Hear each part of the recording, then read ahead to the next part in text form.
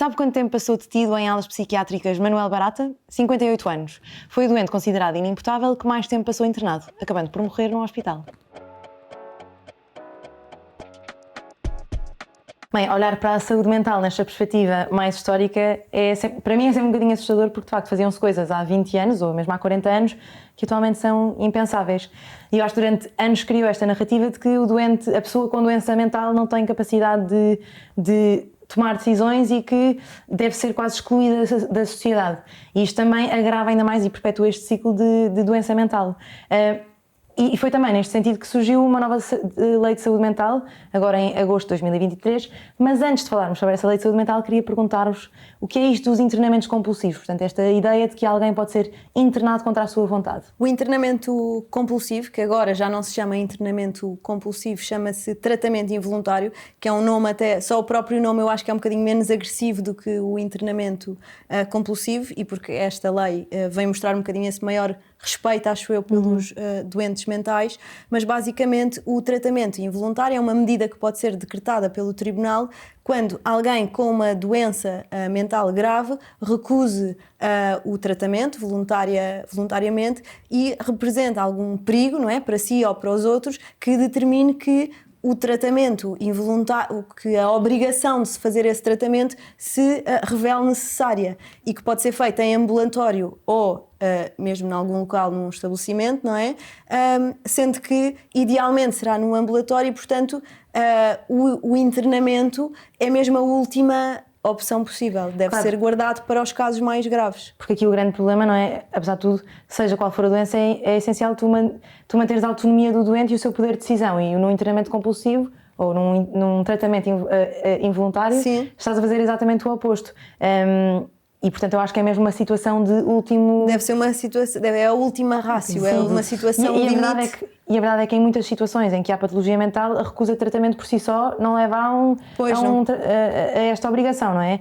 Quando percebes que essa pessoa está em perigo ou que está a colocar a vida de outros em perigo, aí é que se pode assumir que... E isso tudo não é automaticamente, não é porque só há uma situação de perigo e então vai-se decretar essa medida. Isto tem que passar por vários passos. Eu não sei se queres ir já para esse... Sim, mas cara, faz sentido, porque isso é uma coisa que tem de ser avaliada, não é? Não é de repente, eu acho que eu, Margarida médica, acho que este doente deve ser internado e não é assim, não é? Porque estamos a violar um dos direitos base, que é a liberdade de alguém. Exatamente, a autonomia do doente, mas isto é uma medida que tem que ser tomada por um tribunal, portanto não é o próprio médico sequer que pode, o médico o que pode fazer é sugerir isso, sugerir que, considerando a avaliação que faz do doente, entende que este doente eventualmente precisa de ser submetido a um tratamento involuntário, mas isso depois é todo um processo que passa por uma avaliação psiquiátrica, e em que o doente se pode opor, pode constituir advogado, pode... E quem é que pode pedir isso, não é? Porque posso ser eu como médica que avalio aquele utente, ou mesmo que acompanhe uma família e considere,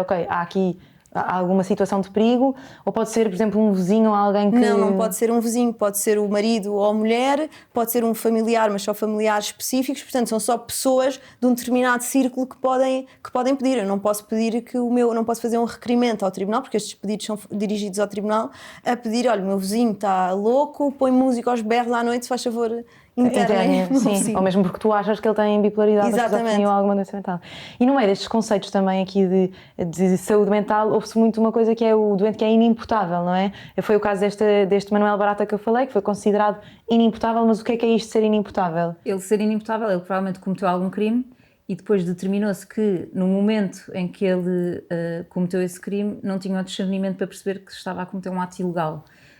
E por isso é considerado inimputável, quer dizer que no fundo se considera que ele não tem culpa para efeitos de uma punição, e é isso, e por isso é considerado inimputável. Quer dizer que não pode ser, é como se, é isso, não teve capacidade de tomar aquela decisão. Exclui-se a culpa daquela conduta. Isto por exemplo, o caso do Ricardo Salgado e do Alzheimer é um bocadinho isto que se diz, ele ser inimputável por ter Alzheimer? Não tem nada a ver. No caso do Ricardo Salgado, tanto quanto eu possa perceber, este Alzheimer, esta doença que ele tem, que já ficou também, acho, demonstrado por perícias, não é à data da prática dos factos, é posterior, portanto é na fase do julgamento. E no fundo, o que eu acho que a defesa do Ricardo Salgado pretende é: eu tenho uma pessoa que tem Alzheimer e, portanto, não tem capacidade de se defender. E, portanto, eu tenho uma acusação penal contra ela. Ela não tem capacidade de a compreender, nem sequer me consegue indicar que testemunhas é que podem vir depor, não pode ele próprio prestar declarações, no fundo, para expor a sua versão. E por isso acho que aí o que se entende e o que se pretenderia era que ele nem sequer fosse julgado, enquanto se permanecesse esse estado, no fundo, de incapacidade, porque ele não tem capacidade para se defender. Acho que a ideia é mais por aí. Mas a incapacidade dele, exato, existe agora, não é no momento em que ele praticou alegados crimes, não é? Não iliba. Exatamente. Mas não há aqui um bocadinho, porque assim, depois há quase um bocadinho a ideia de que, mas então de repente defendem-se crimes com saúde mental, que acaba por não acontecer, não é? Porque é isso, há sempre uma avaliação, quando alguém diz, mas eu fiz isso porque estava com alguma doença mental, há sempre uma perícia e há vários psiquiatras a avaliar, e não é uma coisa que alguém decide e... Claro, não basta invocar que não estava bem ou sequer ter um relatório. Quer dizer, é preciso uma avaliação séria, médica, e uma perícia que é pedida ou que é realizada pelo tribunal para determinar isso. Pronto, o que eu achei curioso foi que, de facto, tínhamos casos de pessoas que eram consideradas inimputáveis, não é? E, portanto, pessoas que eram consideradas que não podiam ser responsabilizadas diretamente pelos seus crimes, e o que acontecia a estas pessoas é que muitas vezes eram internadas. Isto, por exemplo, acontecia muito o antigo Hospital Miguel Bombarda. Tinha imensa gente que era acusada de um homicídio ou que tinha cometido algum crime e ficava lá internada quase perpetuamente, portanto, para o resto da vida, que é uma coisa que em Portugal, não é? Prisão perpétua Sim, já não existe há muito tempo, e a verdade é uma pena de prisão em Portugal nunca pode exceder o prazo de 25 anos. O que acontecia de antes é que a lei permitia, no fundo, que se fosse prorrogando sucessivamente esse prazo em que a pessoa está internada, e a pessoa podia acabar por estar, que é o que terá acontecido a Manuel Barata, é que acabou por estar mais tempo preso, não é? Internado nesse regime, quase que perde direitos, mais não é? tempo do que... Porque nunca ninguém poderia estar presa 68 anos, pois, não é? Porque a lógica da prisão, de ser até 25 anos, no fundo, é uma pena. E eu acho que aqui a lógica nunca foi de ver o internamento como uma pena, mas no fundo como uma oportunidade de tratamento. Só que o problema é esse, é que depois se pode prolongar até ao fim da vida, até que ponto é que... E portanto, na verdade, aquele doente acaba por ter muito menos direitos, porque nunca na vida ia cumprir uma pena de mais de 25 anos e de repente está internado há 58 anos e vive uma vida... Tem um problema de doença mental, isso agrava a sua condição e os seus direitos à liberdade, não é? E todo o impacto que isso tem a nível da doença mental, não é? Porque tu, de repente, se vais internar alguém...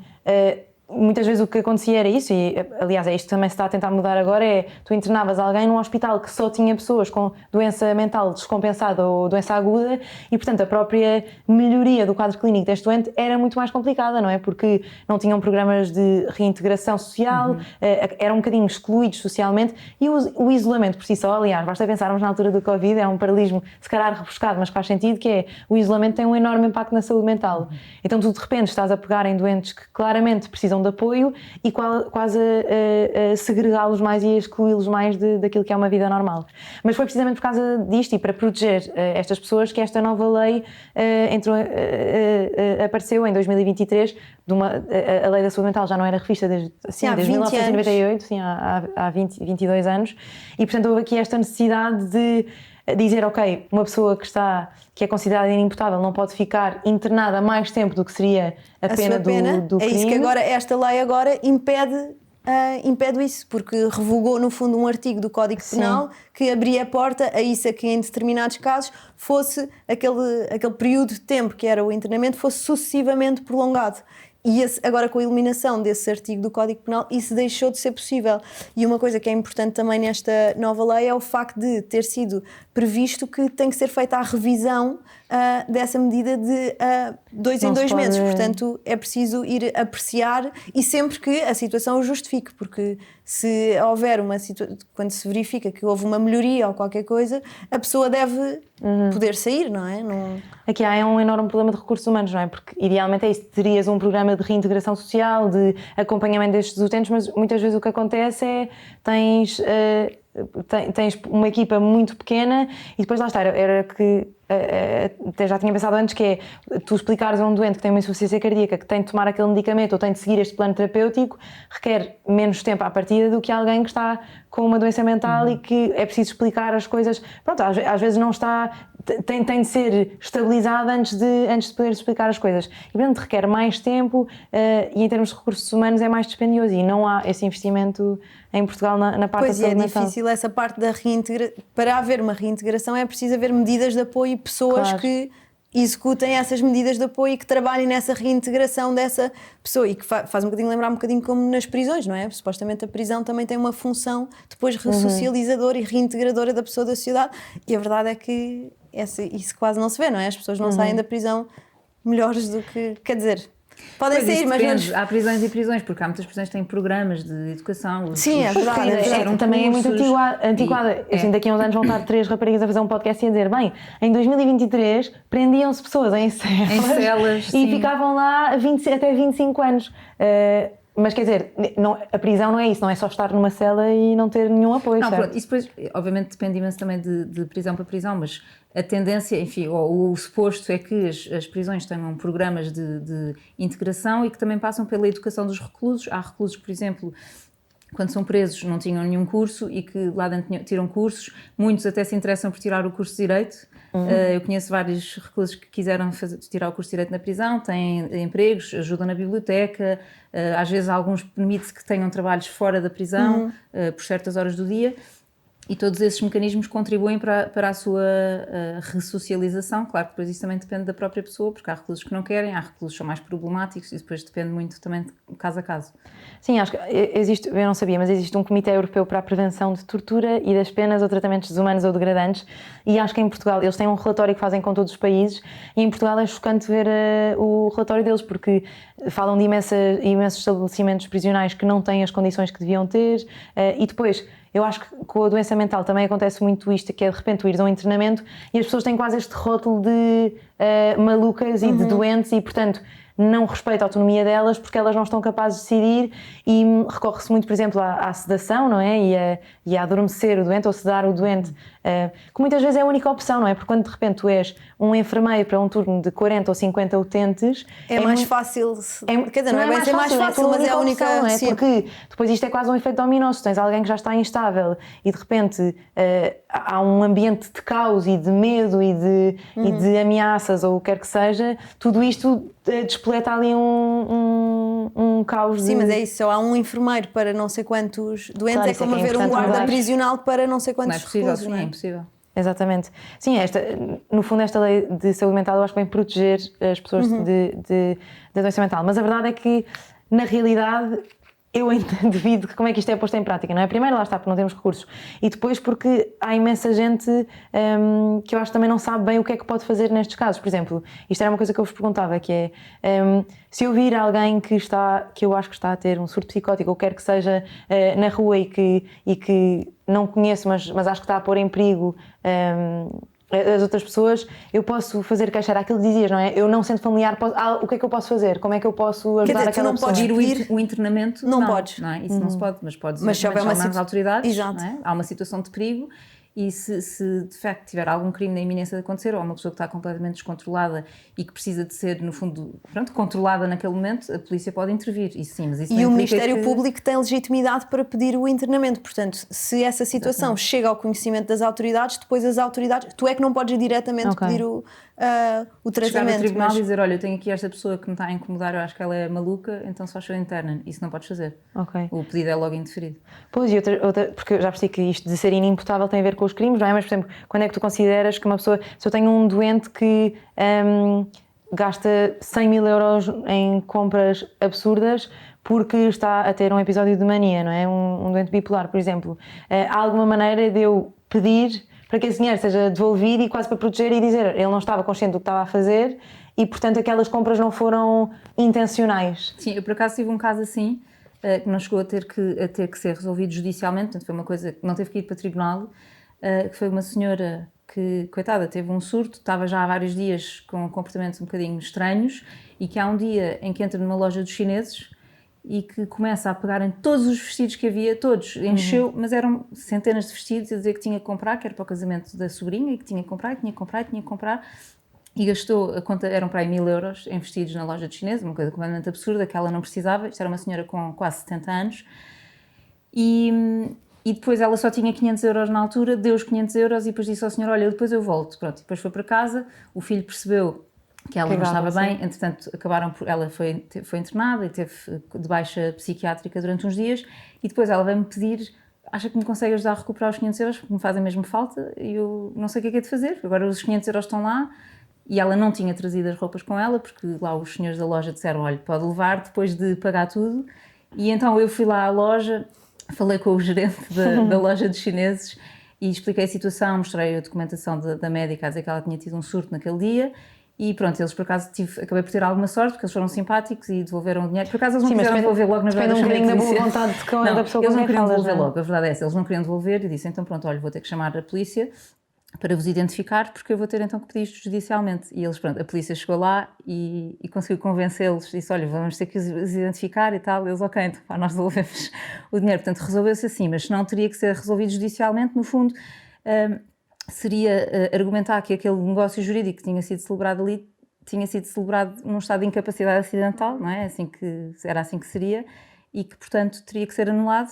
Portanto, ela devolvia as roupas, ela na verdade nunca as levou e eles tinham que lhe devolver o dinheiro, isso é possível, sim. E aqui surge um bocadinho este conceito, um conceito que é o de maior acompanhado, Exato, não é? Quando alguém não está capaz de... Era isso que eu ia dizer, que num caso desses, em que não se justifica, não está propriamente em causa a necessidade de um tratamento involuntário, um internamento para o tratamento, aquilo que eventualmente fará sentido num caso como esses é requerer que haja um processo de maior acompanhado, ou seja, que essa pessoa, que é uma pessoa adulta, mas que por alguma razão não está na capacidade total, não tem as suas capacidades cognitivas, mentais, perfeitamente adequadas e, portanto, não está capaz de exercer os seus direitos e deveres e, portanto, pede-se ao tribunal que essa pessoa seja declarada maior acompanhada e é nomeado um acompanhante que vai, no fundo, apoiar a pessoa e o tribunal vai limitar quais é que são os direitos que essa pessoa pode exercer. Por exemplo, essa pessoa, se calhar,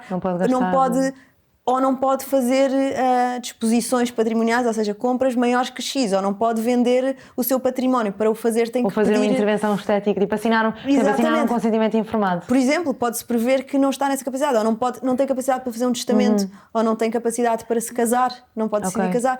E, portanto, isso aí o tribunal depois vai definir, em função... Há sempre uma avaliação clínica que é feita. Torna tudo dúbio, não é? Que é muito subjetivo, ok, até que ponto é que a pessoa tem... Não é subjetivo, claro que há critérios clínicos para determinar que há uma doença. Mas depois esta coisa, de repente estás a tirar a liberdade, que é assim o direito mais básico. Mas neste caso estás a tirar a liberdade idealmente para defender a pessoa dos seus próprios atos e depois esta figura do maior acompanhado, o tribunal não vai definir para todos os casos iguais, não é? Porque, portanto, pode haver pessoas que têm capacidade para fazer determinados atos ou podem gastar até X mil euros e outras que nem sequer a gestão da vida corrente, ir comprar uma maçã, conseguem. E, portanto, em função da avaliação clínica que vai ser feita, portanto é sempre preciso haver um exame pericial à pessoa, é que o tribunal depois vai decretar essa medida e a pessoa é sempre ouvida. E isto é parecido com o conceito de pessoa de confiança, que também é um conceito que nesta área da saúde mental se ouve falar. Sim, agora com a lei da saúde mental foi criada essa figura da pessoa de confiança, que basicamente é uma pessoa que é escolhida pelo doente, que vai acompanhar o seu processo de tratamento, etc. E a quem o doente pode, por exemplo, comunicar as suas diretivas de vontade, ou dizer, esta lei da saúde mental também prevê quais é que são os tratamentos específicos que a pessoa pode dizer que não quer ser submetida. Ok, mas tratamentos específicos de saúde... Sim, okay. Por exemplo, eu lembro de ver na lei o eletroconvulsivoterapia. Exato. Mas porque aí o que faz sentido é, à partida também, eu não vou obrigar, por exemplo, um doente que está deprimido e que não quer fazer um tratamento para a depressão, a menos que haja ali algum perigo iminente, eu não o posso obrigar e não posso pedir para ser internado e fazer a medicação que eu acho que é correta, não é? Porque aí não se justifica, não é? Sim. Porque se calhar essa depressão também não está a pôr em perigo outras pessoas. Quer dizer, às vezes podes argumentar que sim, que tem perigo de se magoar ou de fazer alguma coisa, mas mesmo aí, a verdade é que, lá está, nós nem temos capacidade de internar toda a gente que se põe em perigo, não é? E por isso é que... E deve ser privilegiado, esta lei sublinha isso, que deve ser privilegiado o tratamento em ambulatório, ou seja, em casa, se a pessoa puder ser tratada em casa, não vai ser internada num estabelecimento, não é? Sim, eu acho que idealmente é isto que esta lei de saúde mental também vem um bocadinho potenciar, que é tudo o que nós podemos fazer para garantir que aquela pessoa está mais confortável e que estamos a melhorar a sua saúde mental e não a piorar, porque de repente tu vês estas coisas e é isso, vês vês relatos do Hospital Miguel Bombarda e as pessoas, mesmo esta ideia que nós víamos nos filmes antigos, não é? Das pessoas estarem presas com coletes, quer dizer, a mim se me puserem a mim se me prenderem se eu não conseguir mexer os braços, claro que eu fico furiosa e fico, não é? Com as tuas capacidades mentais. É completamente contraproducente. É isto como que dizer uma acontecia. pessoa muito ansiosa dizer, vá, tem calma. Exatamente, não não é? te preocupes, exatamente. Fica tudo pior. E portanto esta lei também vai mudar um bocadinho isto, que é, calma, nós não podemos tratar as pessoas que estão com uma doença mental descompensada como loucas e malucas e incapazes, só perpetua, só faz com que elas se sintam ainda mais excluídas da sociedade, que é um grande fator de risco, não é? E depois há uma coisa muito interessante também, que é, há esta ideia de que as pessoas com doença mental têm mais probabilidade ou é a sua doença mental que justifica o crime que cometeram. Quando o que tu percebes é que estas ações de violência e os crimes mais violentos muitas vezes não são fruto propriamente da doença mental, mas sim de outros traumas e alterações ou alterações de personalidade da pessoa e não propriamente porque ela tinha uma esquizofrenia ou uma bipolaridade, não é? E isso também é importante perceber, porque também alimenta aqui um bocadinho o estigma de cuidado, aquela pessoa tem de ser internada porque é perigosa. Atenção, sim. Claro que não, e só vai ser mais perigosa quanto mais... E depois é preciso fazer, em tribunal é preciso fazer essa avaliação, porque também não basta dizer, esta pessoa é bipolar, portanto é inimputável, quer dizer, claro que não, tu até podes ter uma doença mental, mas no momento da prática do crime sabias perfeitamente o que é que estavas a fazer e portanto tinhas o discernimento de perceber que aquilo que estavas a fazer era ilegal ou constituía um crime, não é? Sim, aliás, a maioria das doenças mentais são perfeitamente compatíveis com, aliás, quando estão medicadas e estão tratadas, são perfeitamente compatíveis com uma vida, com uma profissão, com relações normais e tudo mais. Portanto, isso é exatamente o que se quer. Mas como eu ainda acho que há muito estigma na área da saúde mental, queria passar aqui um excerto para ouvirem e dizerem o que é que acham. Podemos pedir aqui à produção que passe este excerto. Com esta produção esquizofrénica de legislação. Francisco Assis, então eurodeputado em 2016. E até instala uma situação de relativa esquizofrenia. António Costa, primeiro-ministro, em 2018. São propostas que ou diminuem a receita ou aumentam a despesa. Esta esquizofrenia é que não é possível. Augusto Santos Silva, então Ministro de Estado e dos Negócios Estrangeiros, em 2020. Nós não podemos voltar a ser, se me permite a expressão apenas metafórica, esquizofrénicos.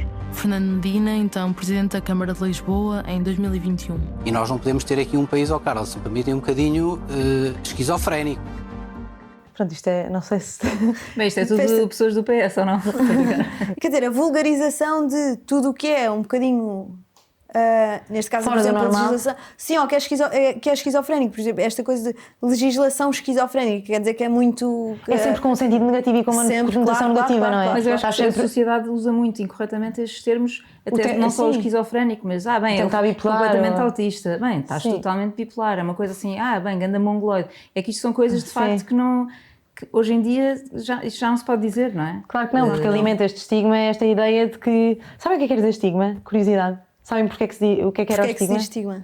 Era tipo não é uma tatuagem, como é que se chama? Era um metal que tinha um ferro exatamente que queimava e que marcava pessoas com aquele rótulo de. Portanto, elas ficavam marcadas para a vida com o estigma. Com o estigma, exatamente. E portanto é por isso que se diz isto, e é verdade que a saúde mental, eu sinto agora, vamos falando mais sobre as coisas e ainda há um bocadinho esta ideia de que já não há bem estigma, toda a gente fala de saúde mental, mas falamos muito de ansiedade e depressão, mas tudo o que é bipolaridade, esquizofrenia, perturbações da personalidade, são coisas em que parece eu acho que a maioria das pessoas nem sabe bem o que é que são as doenças e associa sempre, lá está, aos comportamentos violentos, e até há um estudo que foi ver nos artigos de jornais e de revistas, que grande parte dos artigos sobre saúde mental têm este peso de criminalidade e de violência, quase como se fosse uma associada à outra, que é a esquizofrénica que fez isto. E se calhar não tinha nada a ver com a esquizofrenia, mas foi o esquizofrénico que teve associado àquilo. Como se a esquizofrenia provocasse necessariamente realizar esses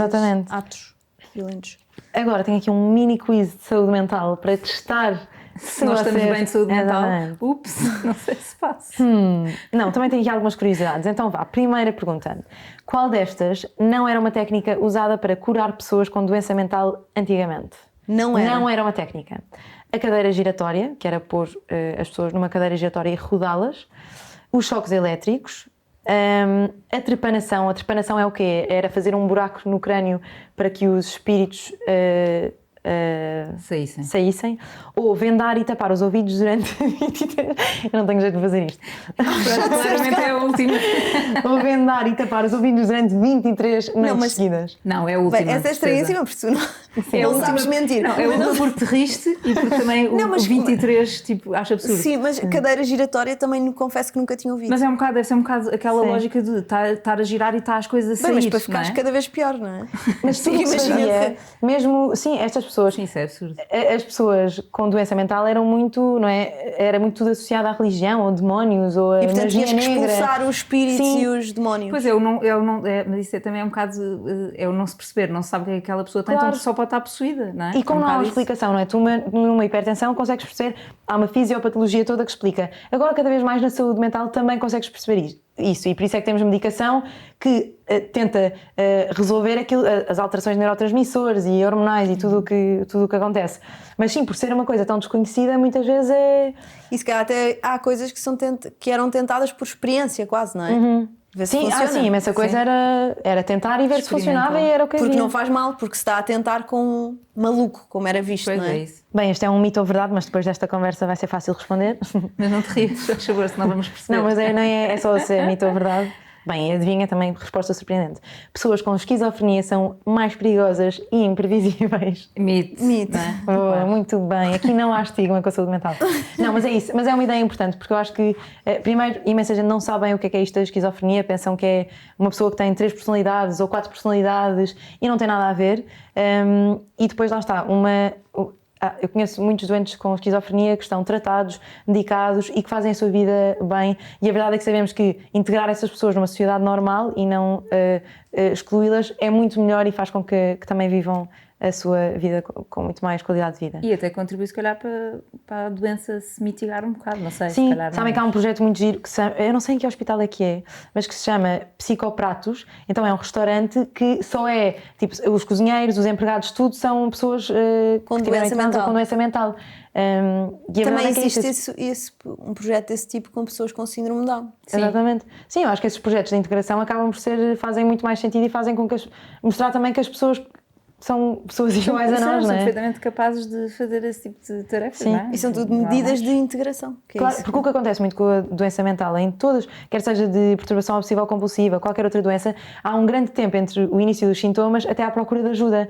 Porque a própria procura de ajuda é difícil, porque uma pessoa não quer admitir que sente que não está bem ou não se sente à vontade. E então, pronto, isso também atrasa, não é? Mas por acaso hoje em dia eu acho que as pessoas, as ditas figuras públicas, têm vindo também cada vez mais a falar sobre estes temas e eu acho que isso também é importante porque acaba por se perder um bocadinho o estigma em relação a estas doenças. Há pessoas conhecidas Sim. que vêm dizer, olha, eu tenho um problema de bipolaridade, ou Sim, de repente. eu tive um problema de ansiedade, POC, ou não é? de- Os problemas de obsessões e compulsões. E eu acho que isso depois também sente quem vê essas pessoas conhecidas e que admira e que até fazem uma vida que as pessoas gostam de acompanhar. Aparece uma pessoa dessas a fazer uma declaração assim, a pessoa depois também se calhar se sente mais validada e com um Sim. bocadinho mais de coragem para, ok, então se calhar isto até Se de não é repente assim alguém tão que tu estranho. admiras e que vês fazer uma vida, lá está, uma carreira profissional que tu admiras e percebes que essa pessoa tem um diagnóstico de bipolaridade, pensas, ok, calma, Então, as pessoas bipolares pronto, uma não pessoa- estão todas e ele é em casa incrível, não é? fechadas Pois. e incapazes, não é? Então, terceira pergunta e última. Qual destes métodos usados antigamente ainda são usados atualmente? Infectar os doentes com malária, hidroterapia, que é o ato de submergir os doentes em banheiros de água quente e fria. Vi alguém fazer isto há pouco tempo. Hidroterapia, não sabem o caso da mãe que submergia sabemos, as Eu não sei, eu acho que crianças isso não era bem uma terapia, mas sim. Sim, não Para era? aquela mãe era Era hidrocastigo. Exatamente, mas Era uma forma de solucionar o que ela achava exatamente. que era um Muitas problema. vezes estas coisas absurdas faziam-se porque se achava que se estava a ajudar aquelas pessoas, não é? Sim, não era necessariamente a Exatamente. fazer-se mal, eu acho, a perceber-se que se estava a fazer mal. Ou eletroconvulsivoterapia.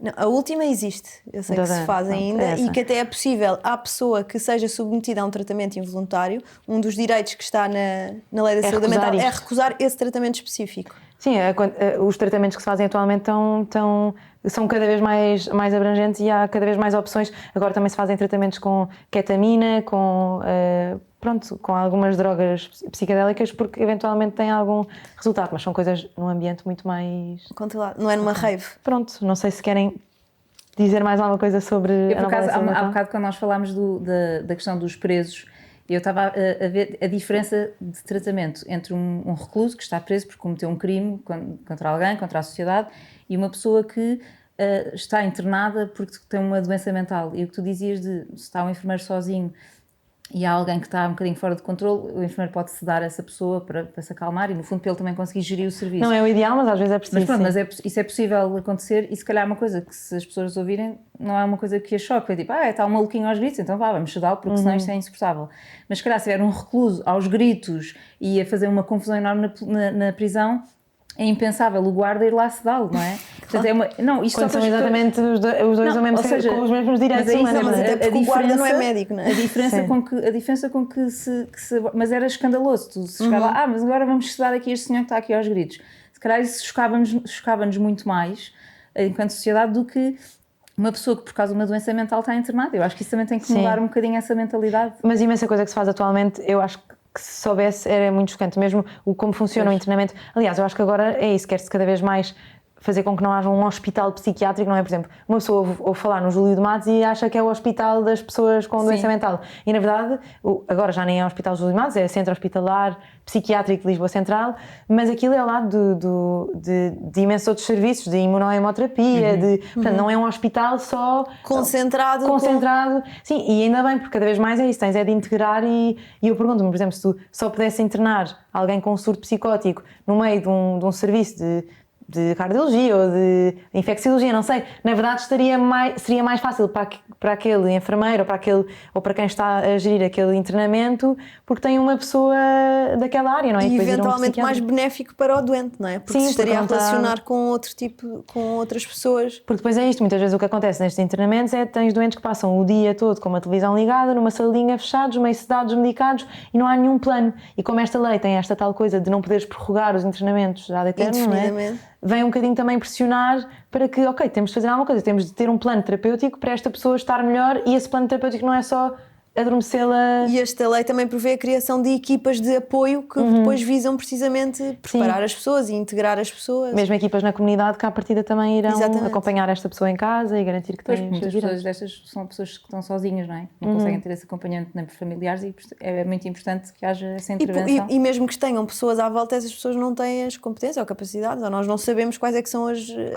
sem teres formação para isso, quais é que são as melhores formas de estimular. E... Eu acho que acaba a ser assustador, não é isso? Quando tu estás na rua e de repente vês um doente aos gritos que está a ameaçar bater em alguém, tu só pensas, ok, internem esta pessoa, não é? E queres na tua cabeça pensas, bem, eu não posso chamar a polícia e pedir para aquela pessoa ser internada, mas na verdade não funciona assim, e ainda bem, não é? Tem de ser uma coisa muito mais segura e multidisciplinar. E agora vamos à nossa rubrica de livros, não é? De livros da Almedina de saúde mental. Eu posso começar. Ou não, neste caso. Enfim, isto não tem bem a ver com saúde mental. A ligação à saúde mental tem mais a ver com a história de Eletra, a mitologia grega, e eu trouxe um bocado por causa do complexo de Eletra, que é o oposto não é o oposto, mas é o complexo de Édipo, mas nas raparigas. É a rapariga que quer substituir a mãe de tal maneira que a quer matar para ficar com o pai, portanto apaixona-se pelo pai.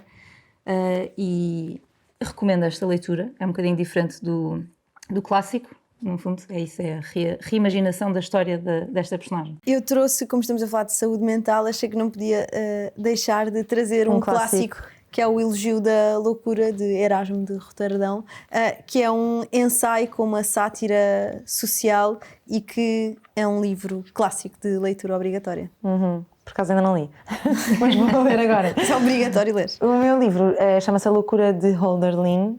É assim, não é, Inês? Pronto, e na verdade é um bocadinho isto do internamento. Isto é um poeta que vive metade da sua vida, como todos nós, em liberdade, e depois metade da sua vida em isolamento, com visitas ocasionais e com muito pouca interação social, e é um bocadinho o relato dessa vivência e do impacto que tem no seu bem-estar e em tudo. Portanto, é um livro interessante, um bocadinho sobre isto que estivemos a falar. E pronto. E estes livros estão todos disponíveis no site da Almedina, para quem quiser comprar. Estes e outros que fomos aconselhando ao longo dos episódios, e agora cá estaremos numa próxima sala de espera.